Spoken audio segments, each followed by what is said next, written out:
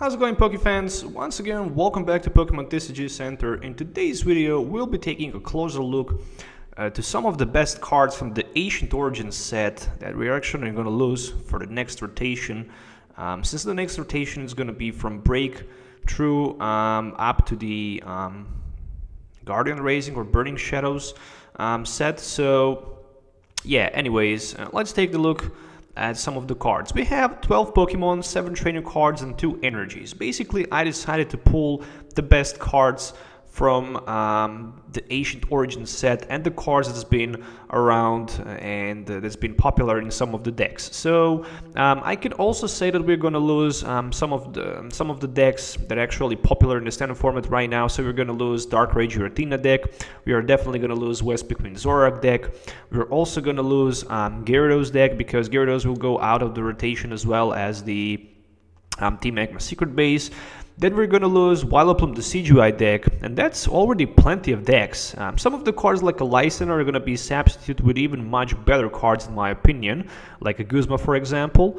But anyways, there's a plenty of cards we're going to lose, and also Lugia will go out of the rotation. So starting with the first Pokemon card here, which is a Lugia EX. The 170 HP Pokemon with the Aero Ball and Deep Hurricane. This card was very popular in the CGI decks for a long time before Tapu Lele, of course, because he was simply able to strike for like double course energy 40, maybe even more under the item lock. That's a lot of damage counters, especially with the Deep Hurricane. For 150s, if Stadium is around, because the CGI was also able to spread some damage counters with the feeder arrows, and if your opponent was not able to use any type of item cards, he was definitely in good position with the Lugia. The second Pokemon on the list is well-known Giratina EX. I mean, yeah, Giratina was such a good card since 2015 up to 2017. So yeah, Giratina survived actually 2 formats.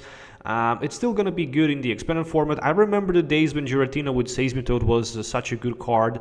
Later it was Later, Seismitoad drop out of rotation, so Giratina stays alone. But then later, Breakpoint was released, and Darkrai with the Dark Pulse was a new partner to Giratina. So those 2 cards were actually very popular and very good. I remember myself winning a couple tournaments with Darkrai Giratina deck because that Regenerative Pulse was such a good ability, which was very powerful against Mega Evolutions.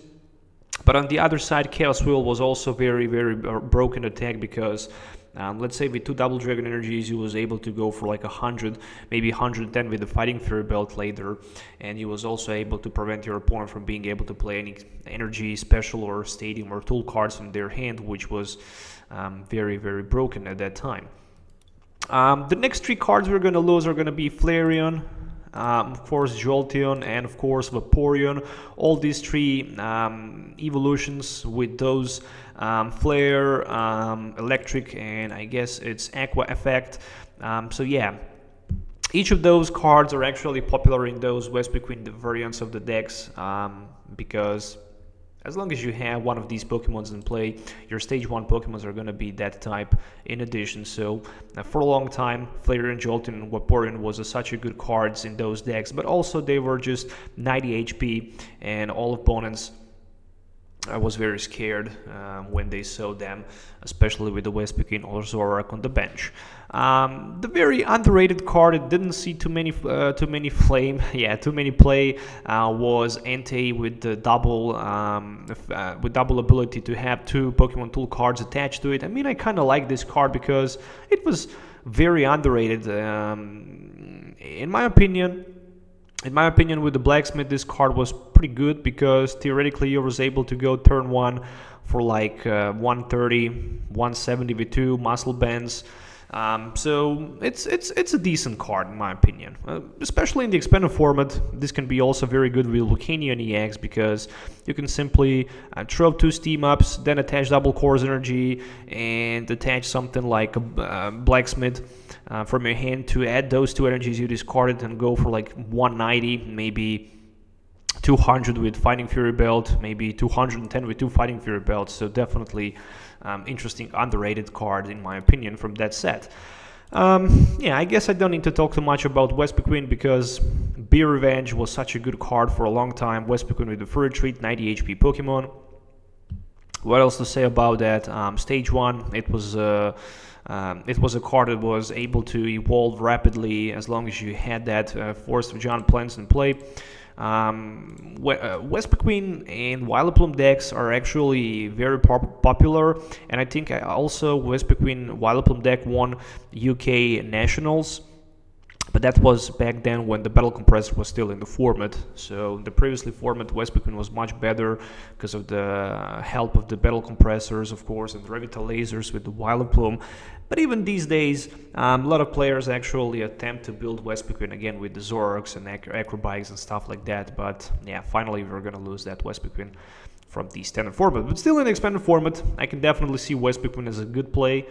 But yeah, since the meta shifts and since the new GXs became more powerful, who knows what's going to happen in the future. Of course, Vileplume with irritating pollinage, players cannot play any item cards from his or her hand. That was also very good and broken card in my opinion, especially with the CGI, with Vileplume, with Vespiquen decks. So yeah, really no need to talk too much about it.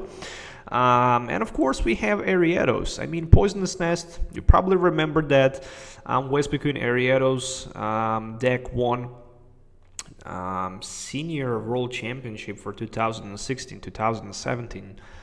The player from Denmark actually won Nationals. So his name was Jesper Eriksson, and basically Ariados was part of that deck. So I definitely think Ariados is a very good card because of the Poisonous Nest, but it's also good again in some other decks like Machamp and stuff like that. But Machamp EX wasn't played at all. At least I didn't see it on competitive stage. The next card is of course Unknown. I completely forget about Unknown and Farewell Leather in those Vespiquen variants of the deck because Unknown is a part of that deck. I mean, once in your turn, if this Pokemon is on your bench, you can just simply discard it. Unknown was also the part of Vespiquen Night March deck. Yeah, trust me, even that was a big cancer of the deck, but hey, there's a players who actually enjoy playing those types of the decks. Personally, I never enjoy playing those decks. But yeah, Unknown was also a very good card. And then moving on to the Gyarados with full retaliation, of course, and double. This Pokemon can also have 2 tools attached to it, but the main strategy of this deck was to put in play that Team Magma Secret Base and then put your Magikarps from your hand to your bench so they can have 2 damage counters each. And when that happens, you can just use full retaliation for 30 plus 30 more for each damage counter on each Magikarp, so theoretically you can hit for 60 for each Magikarp, which means that's 180 plus 30, that's 210, which was more than enough basically to one-hit knock at everything in the standard format. But yeah, I kind of like it, and that was definitely a good card. Gyarados also won a couple tournaments a few months ago, and that was the reason why that stadium from the Double Crisis, the name Team Magma Secret Base, actually jump up to $20 a piece. I remember the days when that card was just $1 a piece, and it actually jumped up to 20. And the last Pokemon card is Regis on this deck list. I mean, Ice Beam and Resistance Blizzard. I mean, Resistance Blizzard was such a good attack for a long time. These days it's not effective anymore because we have GX Pokemons, and it will apply only to EXs, but basically when it was in format with only EXs, Regis was such a good card. And of course, moving on right now to the item cards, I decided also to add Equarm because I think it's a pretty good card. You can just shuffle 3 Pokemon tool cards from your discard pile back into your deck. I mean, look, if you play Bursting Balloons, in decks where I was playing Bursting Balloons, I was always tagging 1 Equarm. So in my Trevenant Break deck, I always play 1 Equarm because I was able to recycle my Bursting Balloons. In addition to that, we're also going to lose, as you can see, Level Ball. So no more Level Ball will be played, which means basically we cannot anymore search Pokemons with 90 HP or less. but we are still going to have Ultra Ball and Nest Ball in the standard format. So I think how many players right now these days are going to just play Ultra Ball for Tapu Lele for Bridget, and that's it. They're mainly going to be happy with that setup. Nest Ball, it's probably going to be very expensive, not for the future rotation 2017 2018, but probably for the 2018 for 2019, because we're going to lose Bridget, we're going to lose Pokemon Fan Club probably, and then Nest Ball is going to be the MVP, especially the Secret Rare Nest Ball. Trust me, I'm thinking about 30 bucks a piece for the Secret Rare Nest Ball in a couple 2 years. It can definitely happen. So if you're looking forward to invest your money in something, you should definitely invest in that. Of course, we're also going to lose Trainer's Mail. Trainer's Mail later reprinted in the Roaring Skies, or actually it was first printed in Roaring Skies and then reprinted in Ancient Origins. Who cares? It really doesn't matter. Mainly because Trainer's Mail will be out of the rotation. So yeah, but these days nobody actually plays anymore Trainer's Mails. That's the reason, because Garbodor actually just came into play with the Trash Launch, and everybody's afraid to play item cards. So yeah, that's the reason. We're also going to lose Force of Giant Plants, which means no more Grass Evolution Pokemon decks, which means the CGI will definitely lose on playability, Vileplume will lose on playability, because it will just go out of rotation. But speaking about mainly the CGI, the Wally will still be in the format, so theoretically the CGI can still be a good one. Because we have the Tapu Lele turn 1, we can easily set up a couple Rowlets, then turn 2 we can set up a couple Dartrix with the Timer Ball and stuff like that, and then turn 3 we can have the CGIs in play. It's not going to be super easy as it was before, but it's still going to be possible to play that deck. And of course, the supporter card with the name Ace Trainer will go out of the rotation. Mainly this card was played only in Greninja decks, so Greninja players are definitely going to cry about that card, because it was definitely a good card, especially when the Battle Compressor was around. Hex Maniac, one of the best supported disruptive cards in my opinion, as well as the Lysander. Yeah, so no more Hex Maniac, which means that Garbodors are going to be much more played. But to be honest, I can also see right now Alolan Mach in play, mainly because Alolan Mach does not require any kind of tool card attached, where on the other side Garbodor actually requires. And if you want to block your opponent, you probably just want to set up turn 1 Alolan Mach with Wall in play, in my opinion, and then you're ready to go against your opponent, because he's not going to be able to play basic Pokemons with abilities.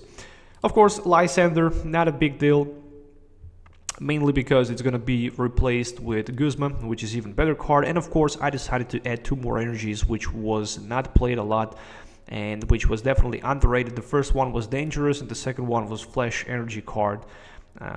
Because as long as you had Flash Energy attached to your Lighting Pokemon, they didn't have weakness. And that was pretty much it. So those 21 cards from the Ancient Origins set, you can guess what? 21 cards out of, from 98, and this set actually has 98 cards and 2 secret rares. If I'm not wrong, Trainer's Mail and Energy Retrieval, which is actually reprinted.